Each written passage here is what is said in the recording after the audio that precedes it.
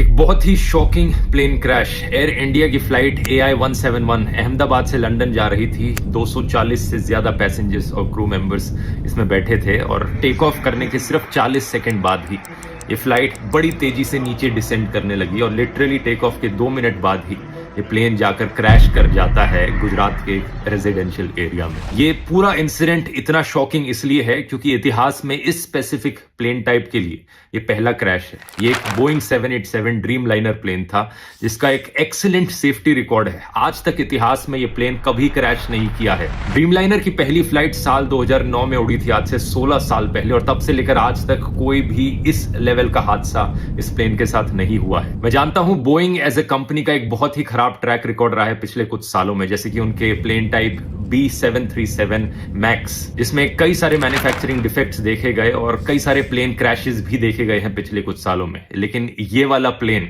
वो नहीं था। इस प्लेन का स्पेसिफिक कोड नंबर VTANB था, जिसे आप इंटरनेट पर जाकर सर्च करोगे तो सारा डेटा मिल जाएगा। ये 11 साल पुराना प्लेन था, कोई ज्यादा पुराना प्लेन नहीं था। ड्रीम लाइनर्स का लाइफ स्पैन 20 से 30 साल तक का होता है। जो पायलट इस प्लेन को उड़ा रहे थे, कैप्टन सुमित सबरवाल, उनका खुद का भी 8200 फ्लाइट आवर्स का फ्लाइट एक्सपीरियंस था, जो कि बहुत अच्छा होता है। तो पायलट भी इनएक्सपीरियंस नहीं थे। अगला सवाल आपके दिमाग में आएगा कि क्या वेदर खराब था? ऐसा भी नहीं था। 1:30 बजे दोपहर के ये क्रैश हुआ। वेदर कंडीशंस अगर देखी जाए तो लगभग 40 डिग्री सेल्सियस के आसपास का तापमान था। कोई ज्यादा तेज हवाएं नहीं चल रही थी। विजिबिलिटी जो थी बहुत ही अच्छी थी, 6 किलोमीटर से ज्यादा की विजिबिलिटी। तो ऐसे में सवाल उठता है कि यहां प्रॉब्लम कहां पर हुई। इसका असली जवाब हमें जल्द ही पता लगेगा। अभी प्लेन के ब्लैक बॉक्स से इंफॉर्मेशन को रिट्रीव किया जा रहा है, लेकिन मोस्ट लाइकली ये पूरा हादसा एक बहुत ही भयंकर टेक्निकल फेलियर का लग रहा है। क्या यहां पर कोई इंजन फेलियर हुआ है मेंटेनेंस फेलियर की वजह से? इसका असली जवाब तो हमें तभी पता लगेगा जब ब्लैक बॉक्स को रिट्रीव करके